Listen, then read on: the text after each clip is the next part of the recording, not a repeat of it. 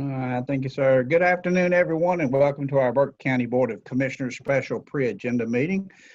Pardon me, special meeting for the Zoom virtual meeting here for Tuesday, July the 7th, 2020 at 3:00 p.m.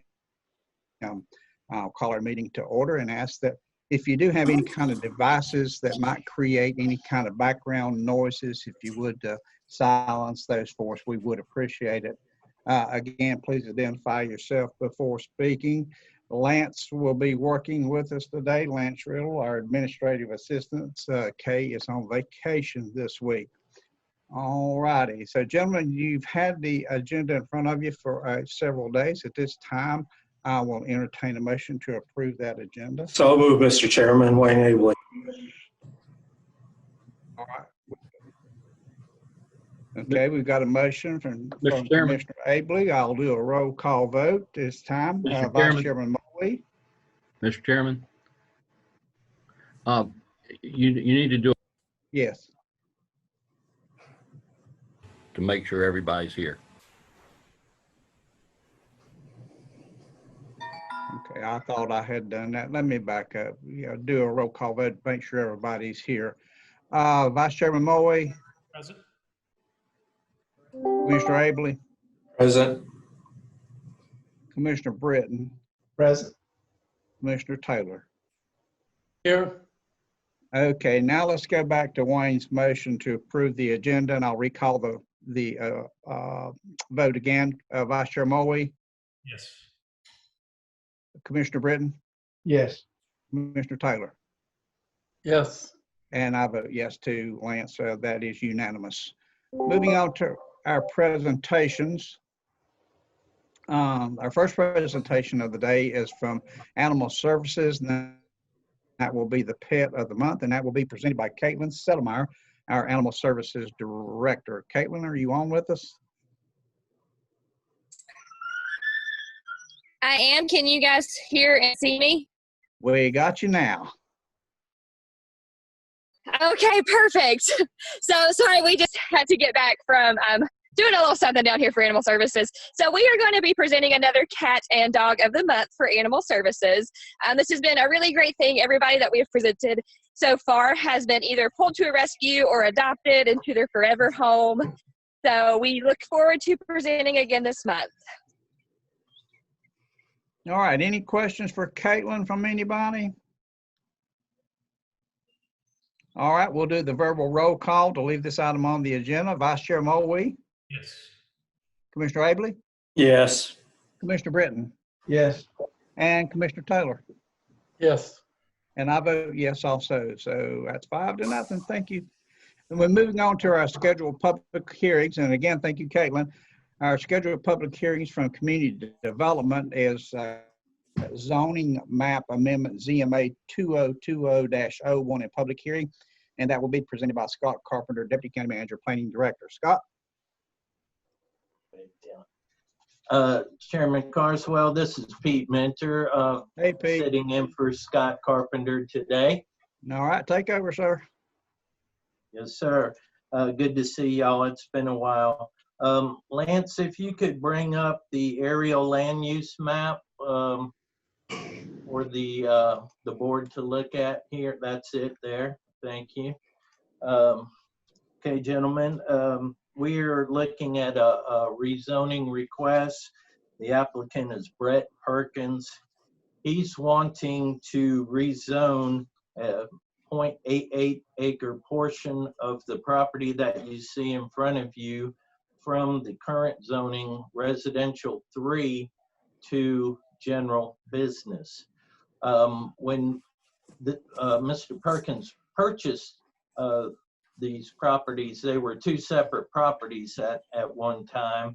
The property to the left of the screen had the existing storage buildings, many storage buildings on there since approximately 1988. The same owner owned an adjoining property which looks to be vacant next to the storage buildings. And at the same time, Mr. Perkins purchased both properties. he combined them into one parcel as you see it now. So his intent when he purchased the properties back in 2019 was to all along to expand that existing storage to the other portion of property. Well, when he came to do that recently, we looked the property up and discovered that that second half of property was zoned residential 3.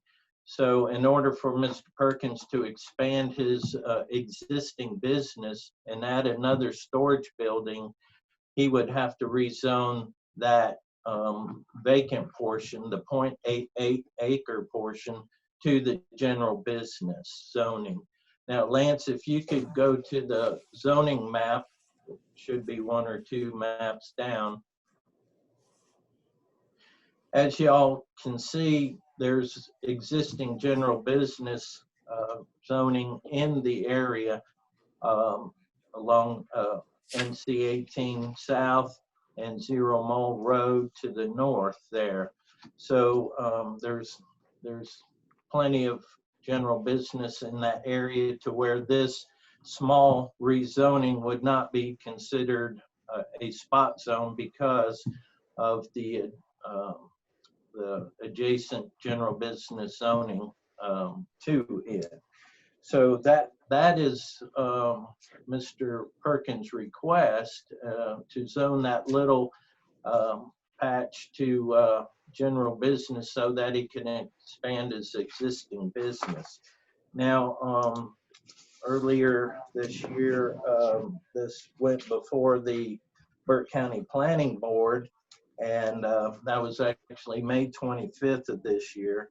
And the Planning Board held a public meeting on this request. The meeting was open to the public. There was no persons from the public there to speak.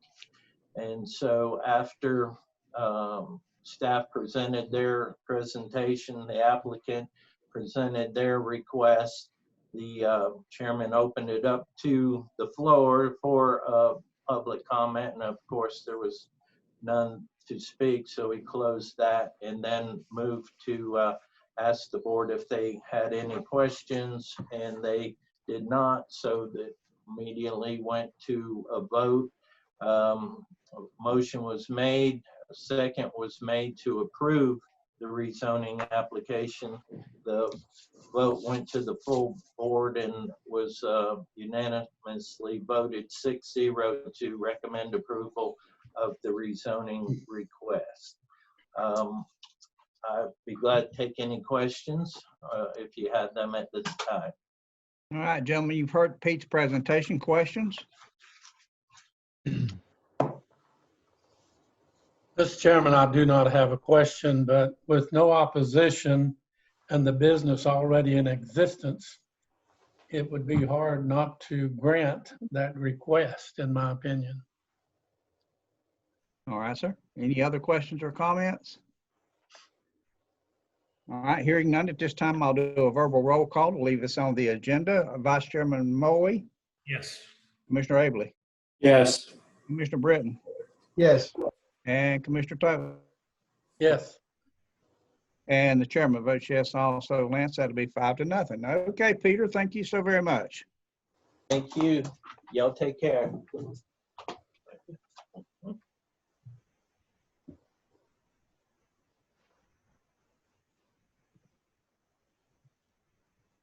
Okay, our next item will be moving into the consent agenda. The first presentation will be designation of a voting delegate for the Ncacc annual conference. Gentlemen, as you know, the 113th annual conference is going to be held virtually this year. The business session is scheduled for August the 6th, 2020 at 11 a.m. And each county is asked to designate one person as a voting delegate. And we may assign an alternate if necessary. So at this time, we will leave it open to your recommendation for a voting delegate. Mr. Chairman, You've been Maynard, doing this every year. protocol we usually asked our chairman to be the first choice, the vice chairman the second choice. And if neither of them can go, we'll pick from the remaining three. But I think that's a pretty good policy. Wayne Abley, I agree with that.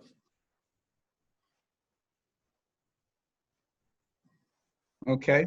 Does anybody else have any other questions or comments? Commissioner Taylor, you got cut out there just a little bit, and I think you said to do the chair and the vice chair in that order. Yes, if the chairman can do it, fine. If not, the vice chair. If Okay. neither of those can do it, we pick Okay. from the remaining three. Okay. All right. Mr. Vice Chair, you do plan on attending, is that correct? Absolutely. Okay, thank you so very much. All right, then. I will now take a verbal roll call to see if we want to leave this on the agenda again. Vice Chair Mulwee? Vice Chair Mulwee? Yes. Commissioner Abley? Yes.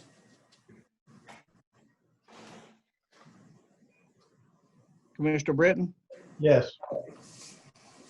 Commissioner Taylor? Yes, Okay, and I will vote yes also. So that will remain on the consent item agenda. Let's move on to item number 2. Is from Lance Riddle today. Will be a technical correction to the JCPC term of seat number 7. Lance? Thank you, Mr. Chairman, members of the board. This item is just a simple technical correction to the term of the DSS director's appointment to the JCPC seat number 7. For the June meeting, the appointment should have been to complete the remainder of an unexpired term ending June 30th, 2021, instead of a full 2-year term ending June 30th, 2022. All right, questions for Lance on this correction to be made? Mr. Chairman, I don't have a question, but I will, for that JCPC, I am assuming if he decides he wants to continue after June 30th, he can put his name in the pot like anybody else. Yes, sir. I believe that would be correct. So. Yes, sir. You are correct, sir. Any other questions or comments? All right, we'll take a roll call vote to leave on the agenda. Vice Chairman Mulwee? Yes. Commissioner Abley? Yes. Commissioner Britton? Yes. Commissioner Taylor? Yes. And I will also vote yes, Lance, so that'll be 5-0. Moving on to item number 3 is an appointment to the PBHM Board of Directors, and that will be presented by Lance Riddle. Lance? Thank you, Mr. Chairman, members of the board. This request is for a few appointments to the Partners Behavioral Health Management Board of Directors and CFAC. As you all know, Partners is the county's LME and provider of mental health services in the county's catchment area. Lance? Yes, sir. Lance? Yes, sir. Lance? Yes. He is answering you, yes, sir, Johnny. Evidently, you're not hearing Lance, him. can you hear me? Hold up Yes, just sir. a minute. Scott, can you tell me, Scott Black, can you tell me what's happening here today with our background? You're coming through, and Lance is coming through as well. Okay, I'm So, getting a lot of feedback on my, is it just me? It may be. Okay. All right. Let's go ahead, Lance. I'm so sorry. I'm getting a lot of feedback, so let's try it one more. No problem at all. This is a request from Partners. Commissioner Taylor has served as the commissioner's mental health representative for many years. Having served the maximum number of terms allowed, Commissioner Taylor cannot be reappointed. However, Commissioner Britton has expressed an interest in serving on the PBHM Board of Directors. You also have an appointment for Linda McCrary, who has served as the county's CFAC, Consumer and Family Advisory Committee member. Ms. McCrary is willing and eligible to serve another 3-year term ending June 30th, 2023. And then finally, there's an application from Mr. Barry Nelson, Vice President of Nursing and the Chief Nurse Executive of Carolinas Healthcare System Blue Ridge. And he is up for appointment as well as a non-voting member representing an administrator of a hospital that provides mental health, developmental disabilities, and substance use emergency services. I would also like to note, Mr. Chairman, that the appointments to the PBHM Board of Directors, it's a collaborative process, and they fully support the appointment of Commissioner Britton and Mr. Nelson, as well as the reappointment of Ms. McCrary. All right, gentlemen, any questions for Lance? Mr. Chairman, not a question, but just a comment so everybody's aware. That one position is really hard to fill. And Burke was supposed to have 2 representatives. With the third one, we will have 3. And I'm sure the Mental Health Board is making that exception in order to fill that particular position, which is called for by the state on that board. Just so you'll understand. Okay, thank you, sir, for that explanation. Any other comments or questions? All right, hearing none, I'll take a roll call vote to leave us on the agenda. Vice Chair Mulwee, Yes. Commissioner Abley, Yes. Commissioner Britton, Yes. and Commissioner Taylor. Yes, I get retired. No, you don't. You've been there a long, long time and did a wonderful job. And I'll also vote yes, Lance, on that one, okay? All right. Moving on to item number 4 from Community Development, it's a resolution to withdraw the Linville Dam Boardwalk and Trail Project from the STBG-DA program, and that will be presented by Shane Frisbee. Shane? Thank you, Mr. Chairman and members of the board. NCDOT has had a number of cash flow and other issues that predated the COVID-19 pandemic and have since gotten worse. They've put projects on hold across the state, which includes our Linville Dam Boardwalk and Trail project. Scott Carpenter and I have had numerous discussions with NCDOT about the situation and different ways forward. And through those discussions, we feel that the best way for this project to move forward in a timely fashion and a substantially cheaper fashion would be for us to withdraw it from the STBGDA grant program. And what we are asking for is that the $100,000 grant match be repurposed so that we can pursue other grant opportunities with that same funding, as well as work with Duke Energy on the engineering of the projects in coordination with their ongoing CRA projects. All right, gentlemen, questions for Shane? Mr. Chairman, I'm going to make one comment. I hate to see this thing canceled, but I wanted to ask Scott, so we'll get to ask Shane. Do you think it's worthwhile resubmitting that we don't want to lose it? And I guess you let them knock us down a second time before we actually quit. But I think it's just so much money and fits the programs that we are attempting to complete. So Shane, is it such a final no, it's no use to readdress it? Commissioner, it would be a voluntary choice on our part. And mostly it's because that grant program comes with a lot more strings and a lot less flexibility. And we've been working through another project in that, and we really feel that it's going to end up costing us more over time. And that if we went with, say, like a recreational trails program grant, which we apply for annually, that gives us a lot more flexibility with our design criteria. It makes us spend a lot less money to use those grants. And we feel that we can keep the project moving forward and still come up with the best project possible for substantially less money and a lot less hassle for the design considerations and for the county as a whole. So we are somewhat encouraging this hesitation and move on to another project. That's what I hear you're saying.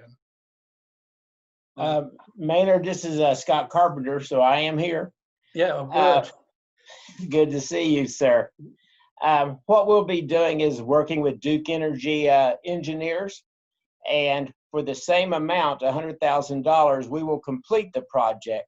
We believe we'll complete it for less and still have money left over to apply as a match to another grant for Coalition for Recreational Trails, and that will actually fund the first building of the boardwalk.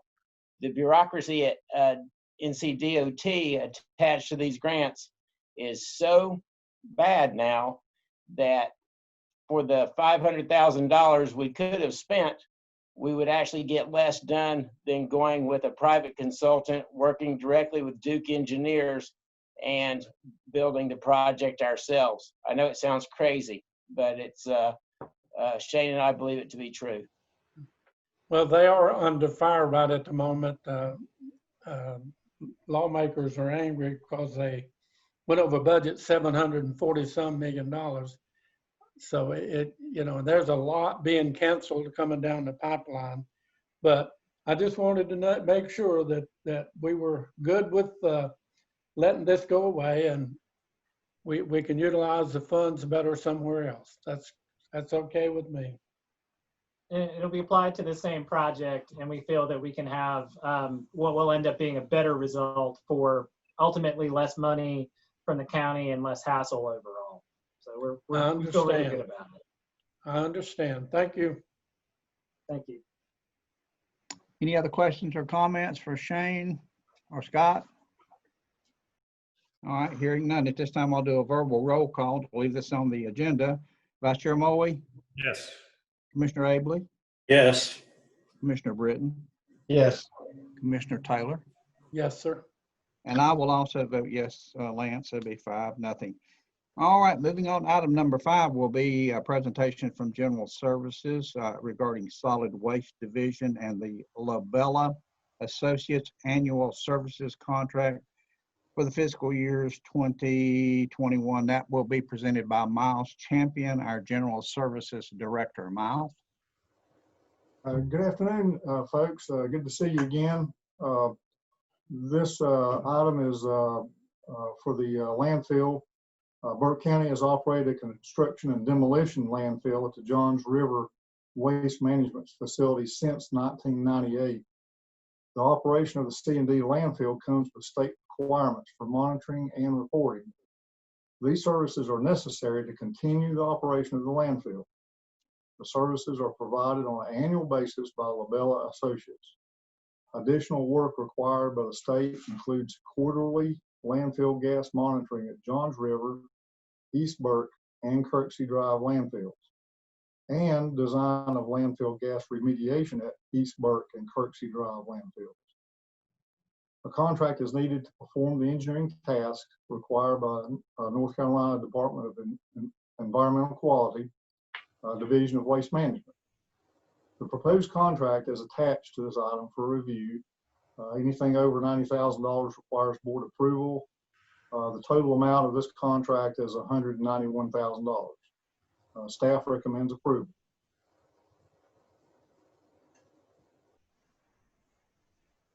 All right, gentlemen, you've heard Miles's report. Any questions or comments?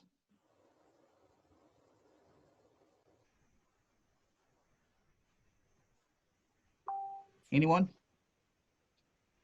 Mr. Chairman, on page 52, there's a statement in there of $67K, and in parentheses it says a fixed fee, and this is I think part 2 of this, but anyhow, to be billed monthly on a percent complete basis. And that, when I first looked at that, I said, good gracious, 12 months times 6-7 is $700,000.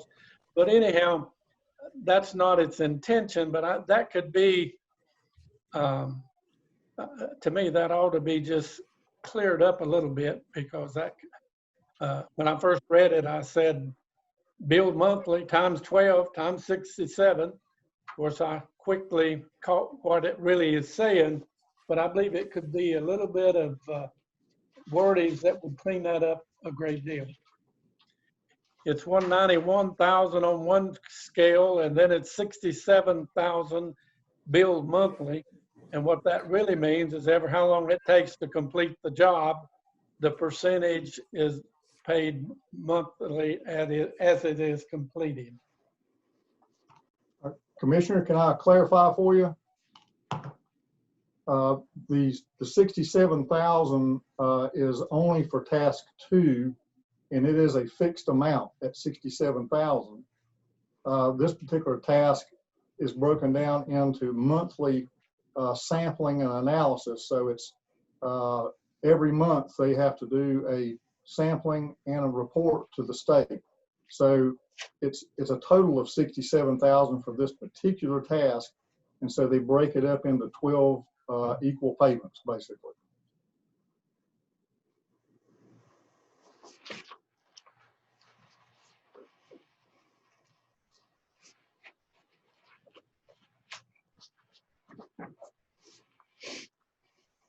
Did that clarify that, Commissioner Taylor?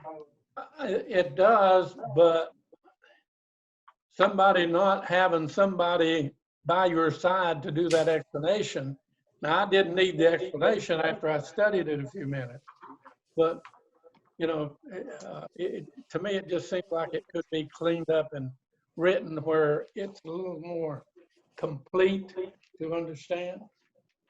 When you add 191 and 67, you get more than 191 anyhow, but this is a different item, but it's built within the same, it's all to be voted on together. The 67,000 is included in the 191,000. It's only part of the 191. See, now I didn't know that. Yes. I wouldn't have known that. If you go back to page 14, task fee summary table, it adds up to 8 different tasks and their amounts. It comes to 190, and then we added the task number 9, which is the training for our staff to that to make it 191. So that's where these are all added up, is on page 14.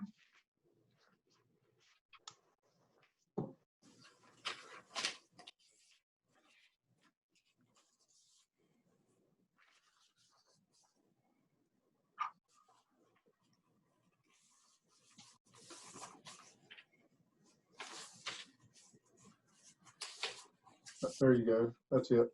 Yeah. So task number 2 is 67,000, and that's part of the 191,000 total.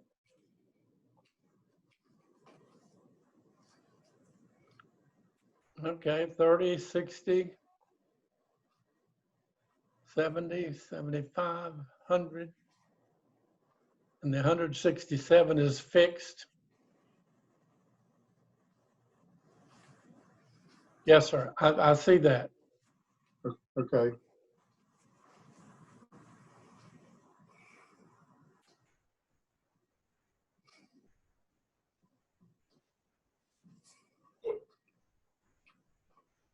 Okay, is any other explanation necessary here on that 190? And keep in mind the motions for 191, task number 9 is just a separate document for training. Mm-hmm.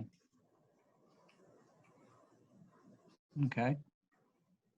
Any other questions or points of clarifications needed?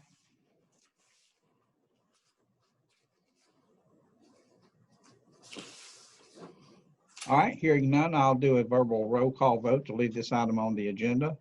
Vice Chair Mulway, Yes. Commissioner Avely, Yes. Commissioner Britton, Yes.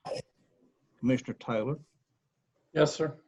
and I will vote yes also, Lance. So that is 5-0. Thank you so very much. Thank you. Thank you, Miles. All right, moving on to item number 6 will be from the tax department. That will be our tax collection report for June 2020, presented by Danny Eisenhower, tax administrator. Danny? Good afternoon, Mr. Chairman and Commissioners. This information will go from July 1st of 2019 through June 30th, 2020. And I'll sort of start at the bottom there. You can see on our property tax, we've collected 101.36%. The numbers in red are the amount above budget that we've collected, just as clarification. Motor vehicles, we've collected 107%. The two of those together go up and make our current year taxes, which are at 101.92% collected. Delinquent taxes, we've collected 118.26% of budget. Late list penalty, 161.11% of budget. Go up to the very top one, total property tax, when you look at the entire levy amount collected, we're at 98.18% collected. All right, questions for Danny on the tax collection report? Last year, we went over 100, didn't we, Danny? On And total collections? on the current year taxes to budget, yes, we did. Yeah, so, And we're at 101.92 today. okay, that's good. All right, any other questions or comments? All right, I'll do a verbal roll call to leave this on the agenda. Vice Chair Moe, Yes. Commissioner Abley, Yes. Commissioner Britton, Yes. Commissioner Taylor, Yes, and I will vote yes also. All right, moving on to item number 7 is our release refund report for June 2020. Danny? Okay, on the release refund report, we had $3,307.99 in releases. We had none rebuild, so that net release amount remains the same.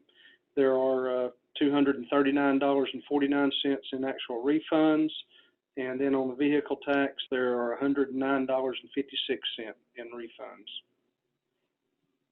Questions for Danny? All right, hearing none, I'll do the verbal roll call to leave this item on the agenda. Vice Chair Moe, Yes. Commissioner Abley, Yes. Commissioner Britton, Yes. Commissioner Taylor, yes.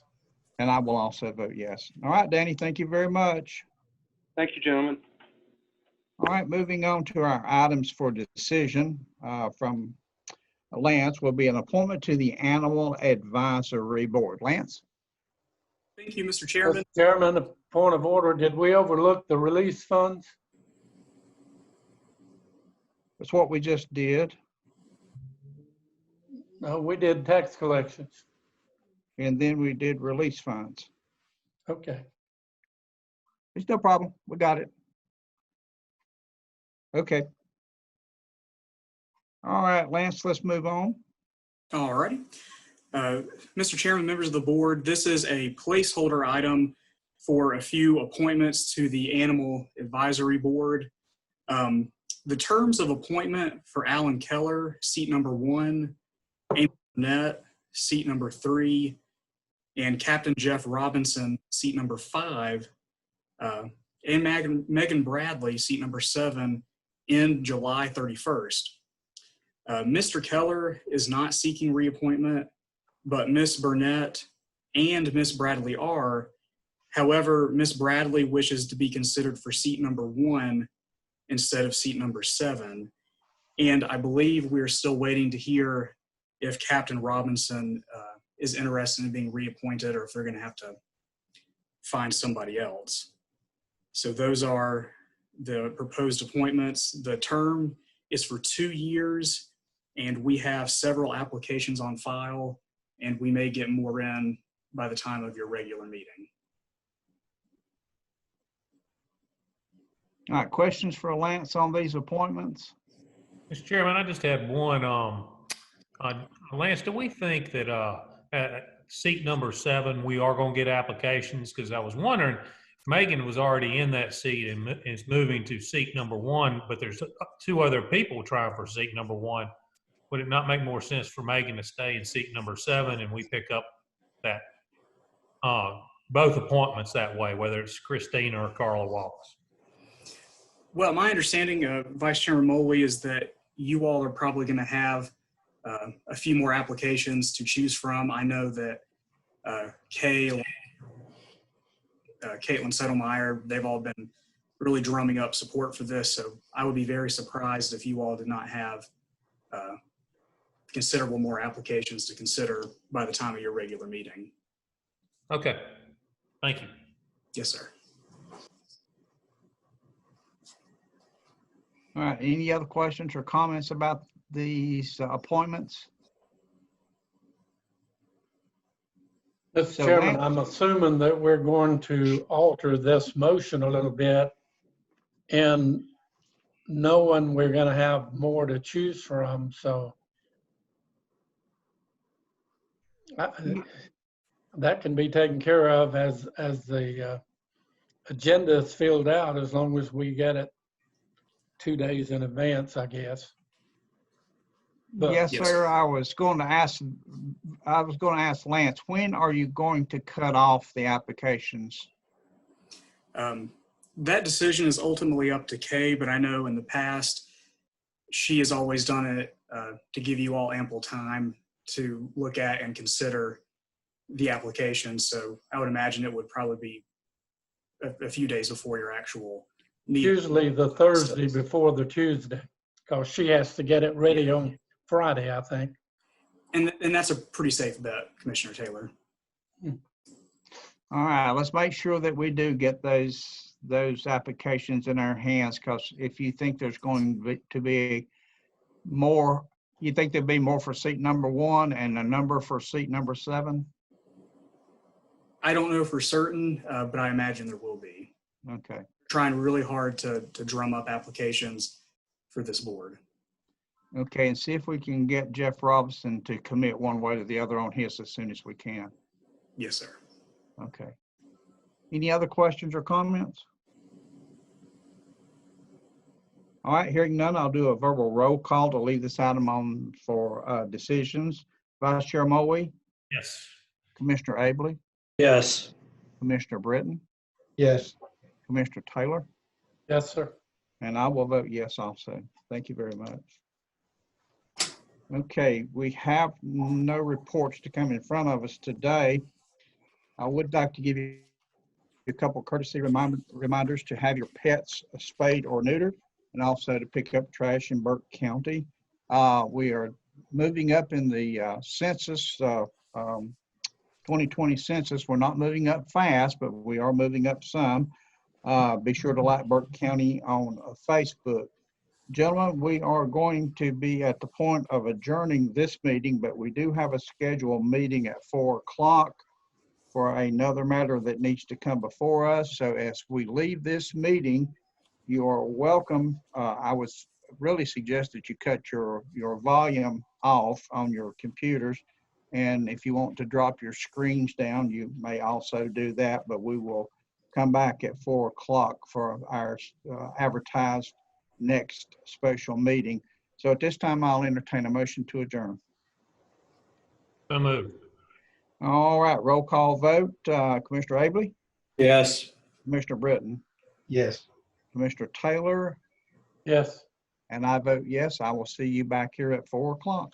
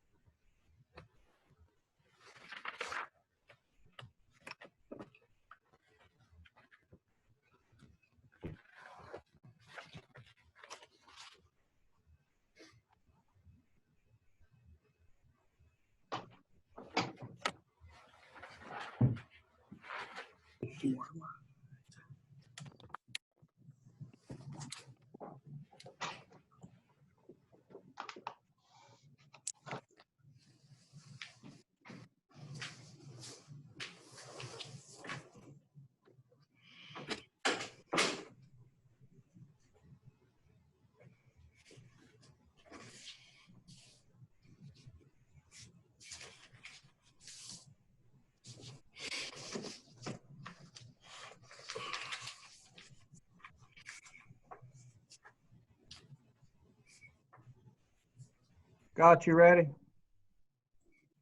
We're all set. Go ahead whenever you're ready. All right. Good afternoon again to the Burke County Board of Commissioners special meeting, Zoom virtual meeting for Tuesday, July the 7th, 2020 at 4:00 p.m. Again, silence anything that you may have that may make any kind of background noises.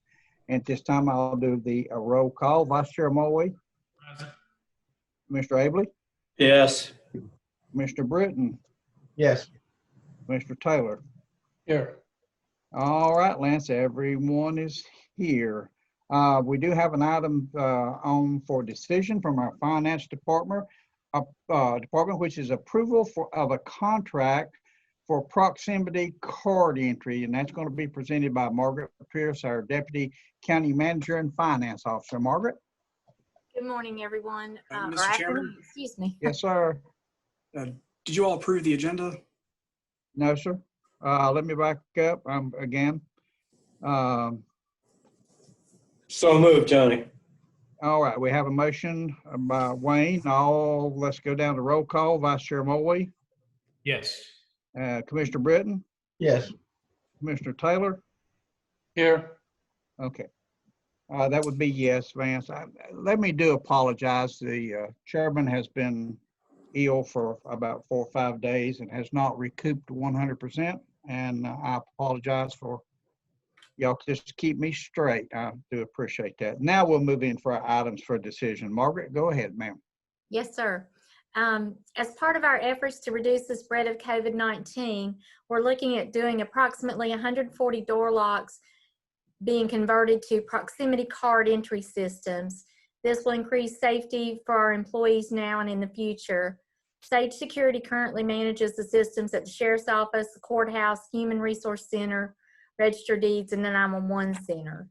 So to maintain consistency, we're recommending staying with the same company and just expanding their services to the other departments and buildings who do not have this. They will also take over maintaining the system. We currently don't have a maintenance contract, which has become an issue at 911 Center and HRC, particularly in the last year. So we'd like to go ahead and add that with this process. COVID relief funds will be utilized to provide for this project. However, there will be a budgetary impact in the 21-22 budget to include funds for the monthly maintenance fee. I'd like to entertain any questions you have on this. All right, gentlemen, you heard Margaret's presentation about this project. Questions or comments? Mr. Chairman, Maynard Taylor. I was just about floored at that price. That's almost $3,000 a door lock. I know it's more than just a door lock. Several years ago, I went to price door locks with fingerprints for my home, and they were about $800, and I thought that was out of the world. But anyhow, is one of those available? What's this look like? How come it costs $3,000 a lock? So the price will vary depending on the door. There are places where we spent, Scott Black, myself, Mike Cook, our consultant who's assisting with COVID expenditures to ensure they're eligible, and 2 gentlemen from Sage went to every door in the county looking at them. There are places where we'll have to replace the door itself based on the type of door it is. There are times when we're going to be replacing the door jamb because it's not appropriate for this type of locking system. There are times when we may just swap out a lock itself. And there are other doors, there's 37 doors that already have Prox card readers, but they're not up to date. They're significantly older technology that is not as fail-safe as we'd like, and we want to convert those at the same time to be the same as the rest of these proximity readers. They'll also, as part of this process, create a master key system for doors in backup that will assist with public safety, general services in case of a crisis and power outages at all buildings that would have these. Well, do you have a pamphlet or anything with the picture of that door on it, that lock? They are at the HRC building. I do not. They're at HRC. They're at Register of Deeds. They're, you'll have a name badge and you'll take it and just put it near it. It gets within proximity. There are a couple places where actually we'll have dual security where you'll have to also have a code. This would be such as the narcotics room at EMS, where you have to be extremely cautious of who has potential entry to this system. Did we get competitive bids, Margaret, on this? We did not, because we already have them in several buildings, so you want to stay with the same system. We didn't want to have two different vendors splitting the buildings up. Well, there's more than one provider that would sell that same lock, wouldn't it? It has to do with the software to maintain it also. Pardon, I did not hear that. It has to do with the software that you maintain it with also. Okay. And I got another question on the 90,000. I want to make sure I understand this. Authorize the county manager to execute additional contracts over? Shouldn't that be under 90,000? That was something that Kay added to the presentation, I believe. Brian, can you address that? That's if we have other future contracts related to COVID projects that would be over 90,000, so that we can move forward with those and not have to require other board meetings.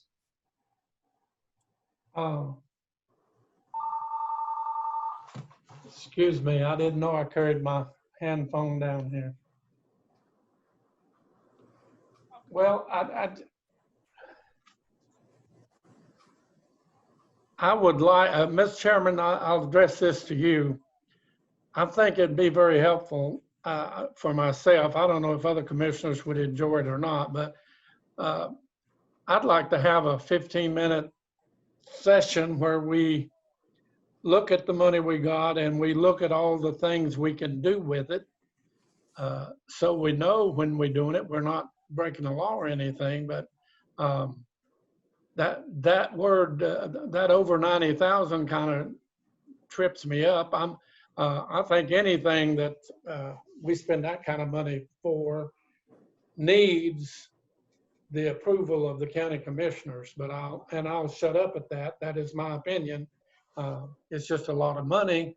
You do that 4 or 5 times and you can see that it can get up into $500,000, $1 million real fast. So, but were my questions, and I think I got them answered, but I would like to see a pamphlet on that door lock. I'll see Thank if you. the Mr. Parks with the company can send me something for you. Pardon, I couldn't hear you, Margaret. I'll see if Mr. Parks with the company can send me something for you. Okay. All right, Brian, let me ask you this. The authorization to execute the 90,000, that's just for the coronavirus relief funds. That's nothing to do with other monies, is it? No, we are talking about, and that talks about which utilizes Corona relief funds on behalf of the board. Again, there are other elements that we may find as we move through this period of time that we can have coronavirus relief funds projects. If the board is uncomfortable with that, I just wouldn't add that in the motion. But again, these can be fairly large when we're trying to do things to enhance the building and improve the security and safety for our staff and try to prevent the spread of the virus. Does any other commissioner have a comment about the county manager executing contracts above 90,000 under the CRF? Brian, this is Scott. Now, you said some of these can be time sensitive? Yes, this virus relief money, we have to have the projects go through a review process with our consultant that tells us whether they think it's a good use of money that meets the requirements of the federal government and state government. And we also have to have things completed by December 31st. So we're trying to do the best we can with what we have. And then of course they've come back and changed and moved the goalpost on us again here recently and said they're going to give us additional monies, and then they're requiring additional reports. And we also have to share 25% of the total monies with municipalities. And we're working with our municipalities to do that. Of course, this other change just added some additional money to the pot to share with them. Mr. Chairman Maynard again. We're sitting here and we meet every 2 weeks, basically. And I think it's I see it kind of weird, if you want to know the truth, that he can't execute a contract under 90, but he can execute one over 90. And that's what triggered that to me. And I think that, I think all of you, if you get a question about how you're spending the money, you need to know how you're spending it to answer to the citizens of Burke County. I know it's funded by CR funds, but it's still tax money. You never get away from that. It's all paid by taxpayers somewhere. But that's just my thought. It's not necessarily change it. I just thought it's kind of weird. Under 90. I mean, over 90 instead of under 90. Brian, how does this project fit COVID funding? I mean, what with the door situation? How does that make the door less virus sensitive? Well, I need Margaret. Can you give me a little help on that? Yes, sir. So Jeff, what it's doing is you won't be touching the locks as much. You won't have to handle keys. You will also, some of these doors are open. Some of these doorways are not securing the public or our employees from the public. We're also going to be looking at those. If there's any areas that need a door added, this would be part of what they would do. There is one place in Ncacc we're adding doors, I know, in a hallway that's open now to the public. And we've checked with fire marshal, and this is something they want to secure areas a little bit better from public ingress. Okay.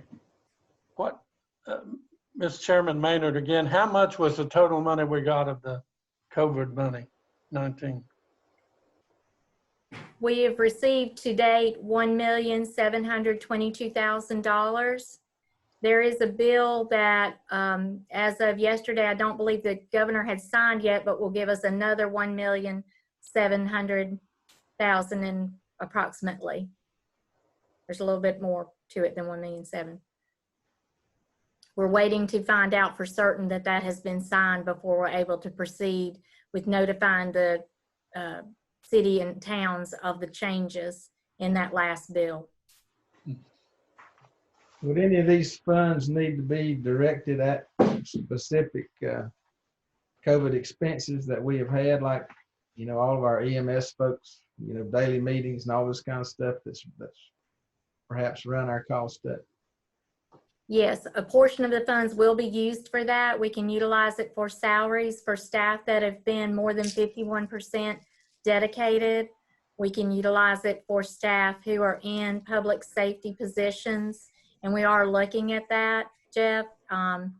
We have other projects to put up some more glass partitions in the works now. We utilize these funds for the additional cleaning of all buildings. We have another project in the works with the court system. We've done the signage and additional expenses for the moving the court system with these funds. We've sent something out to all the departments to see if they have any other needs. We'll actually, for example, at DSS, they need space to meet better with their clients, and we're going to be able to do some minor renovations to offices to assist with that, to create some social distancing and partitioning for them. 33 offices at DSS are being reviewed. Okay, thank you.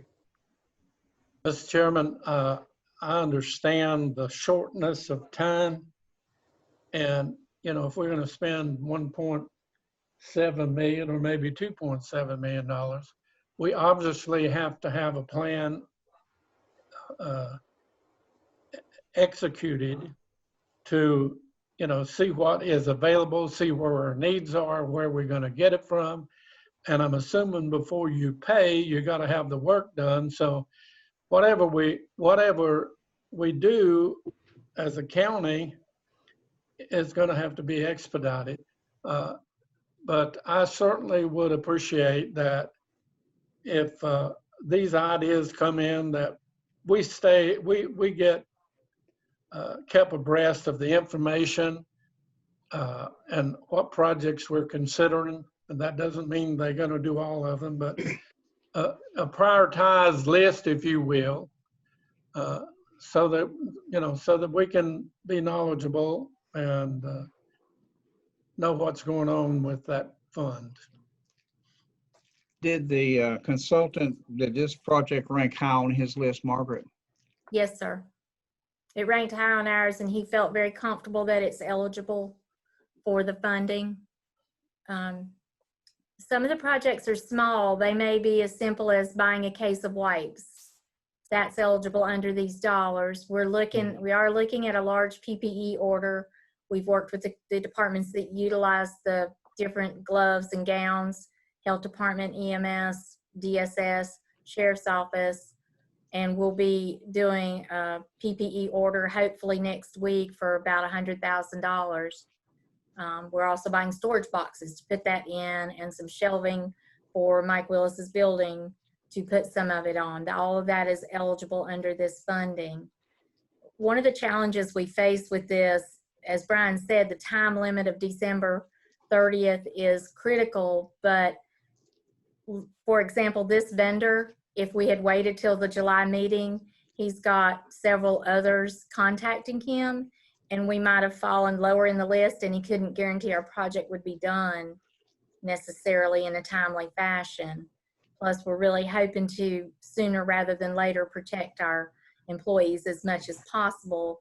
So we're trying our best to act quickly when we can to get in line with the vendors, because plexiglass, for example, is a challenge to find so we're doing a different type of glass in some places. So we're having to really react as quick as possible. And I think that was the goal behind the other part of the motion that wasn't to do with the prox card system, is just so that we cannot lose an opportunity to get in line first. That's because Maynard Taylor again, a question to Brian. Brian, that $4,500 a month maintenance is $44,000 a year. That seems awfully expensive. I don't know how many doors are there, but I think you said 140, but 140 doors maintenance? This is for the entire county, all county facilities that have this type of system in it. So that's HRC, the 911, it would be this building, I think the courthouse, most of our county buildings. So this is spread out pretty far and wide, and you have to have a proximity card issued to each individual, and there'll be restrictions on where they'll be able to go inside of a building. So it's not just 140 doors. Any idea how many? Estimate? No, sir, I'm sorry, I don't. Double that? Probably in the neighborhood of 170 to 180, I think, doors. It provides all of the hardware and labor going forward, software updates. we won't have, it's not a contract where it only covers parts. It covers everything, and it's 24/7, since some of the facilities, some of the departments are 24/7. We currently were supposed to go into a contract this year with them, and they are going to waive the fees for this year's contracts based on the entire project. So we will not have that expense in current year. I don't have that exact figure in front of me. It was split between multiple departments, but we will have some savings during this year.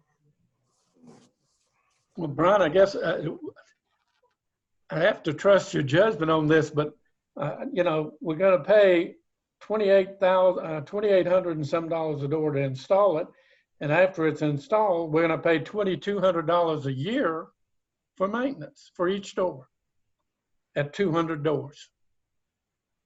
I don't know if that seems high to anybody else. That seems awfully expensive just to maintain something they put in that was new this year.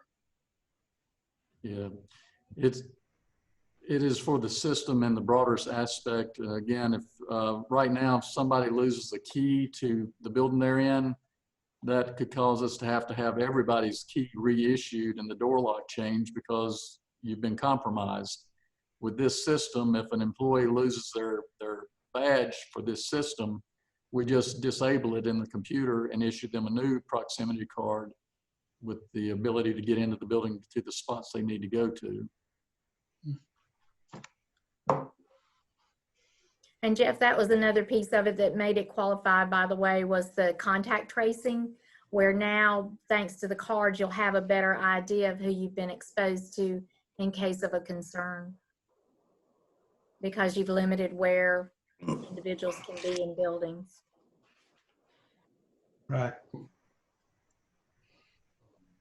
So as far as timeframes, we're in competition with 97 other counties and the municipalities that are now trying to get on the list to spend their money. So the company is working on a first come, first served basis as far as doing work that needs to be done. Is that correct? Yes, sir. Okay. Margaret, this is Scott, how many of these projects are going to be exceed the 90,000 you anticipate? At this moment, I don't know of another one that would necessarily. We did take bids on some renovations for downstairs to try to close up the opening to limit contact and rework the lobby and rework an area over at tax and IT to try to limit some of their openness and contact. That did come in above 90,000, but we rebid it because it was much higher than we were interested in. It came in $176,000 and an $88,000 bid. We only had two. They were too far apart and they were not where we felt they would be. So we're reworking that project to send it back out. I don't think it will come in over 90, but it could be close. And again, once we do that, we're going to be in a time crunch because contractors are wide open and we can't seem to get in front of them.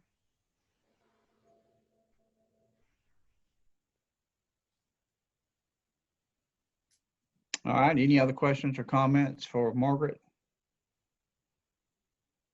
Johnny, just one other analogy, if you don't mind, please. It must be a humdinger of a door lock, you know, and without really seeing it, you just can't hardly argue whether it's worth the money or not. But the warranty really gives me a problem. You know, if you went out and bought a car for $40,000 and after the year was gone, you paid $20,000 a year to maintain it. From then on, that gets hard to swallow. Brian, is there any negotiating on that maintenance fee? I haven't been directly involved, but I would not, I wouldn't think that would be possible. But you never know. I just, again, we're in a unfortunate time crunch, trying to get things done and move on to the next areas of what is allowable under the guidelines for these funds to try to benefit our staff and our employees and the general public as much as we can. Yeah, I know we want to and need to spend the money if they're gonna let us have it, but I think we ought to spend it wisely, I guess is what I'm saying. Mr. Chairman, that's all I'm gonna say. Thank you very much. You're welcome.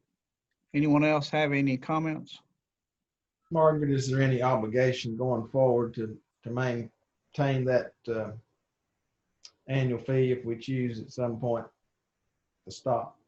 It would be an annual contract that we could evaluate. It's annually renewable on that piece.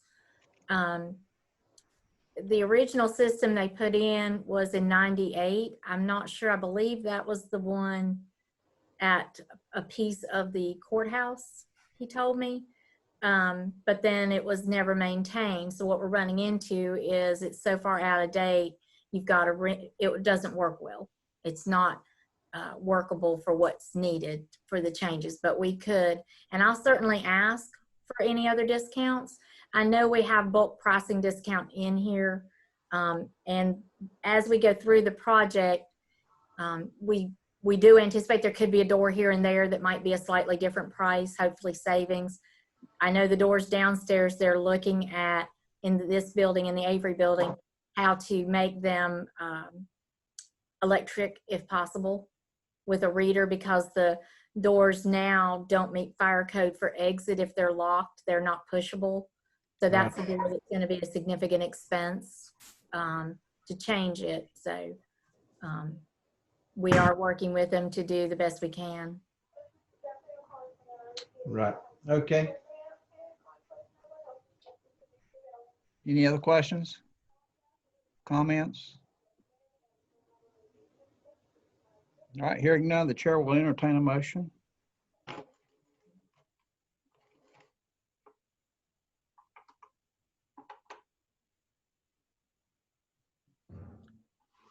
Mr. Chairman, I make the motion to approve the contract with Sage Security for installation and maintenance of a countywide proximity card entry system in the amount not to exceed $400,000 utilizing coronavirus relief funds. Authorize the county manager to execute this contract on behalf of the board, subject to review and/or revisions by the county attorney. Authorize the county manager to execute additional contracts greater than $90,000, which utilizes coronavirus relief funds on the behalf of the board, subject to review and/or revision by the county attorneys. Excuse me. All right, gentlemen, you've heard the motion is presented by Commissioner Taylor. We'll do a roll call vote at this time. Vice Chair Mulwee, Yes. Commissioner Abley, Yes. Commissioner Britton, Yes. and obviously Commissioner Taylor votes yes, and I will vote yes, so that will be unanimous. Okay. Margaret, as a sidebar, please, with a consultant, that future projects that needs to come before this board, gather us a project list right now and get it to us as soon as possible. If there's any way to rank those projects, I'd like for them to be ranked so that each commissioner can have the opportunity to take a look at those projects. And maybe if there's additional materials that the commissioners would like to take a look at, that we can make that available prior to our next meeting if we need to. Give us a little bit of an opportunity to see what's on this list. And if the governor does sign the new bill and the additional monies are available, send us all a list of how much we see each municipality receiving at the 25% level. Could you do that for me? I can, and I was going to mention the new bill requires different reporting, where the prior bill only required a report, I believe, October 1st and December 30th. The new one requires monthly reporting. The first one's due July 20th, so I thought I could provide you at your next meeting a copy of that report in each month as we do it. Okay. Do we have to approve the municipalities' expenditures of money like we did on the first bill? The board doesn't, but I do. Brian and I will review those, and the consultant goes through each piece of that.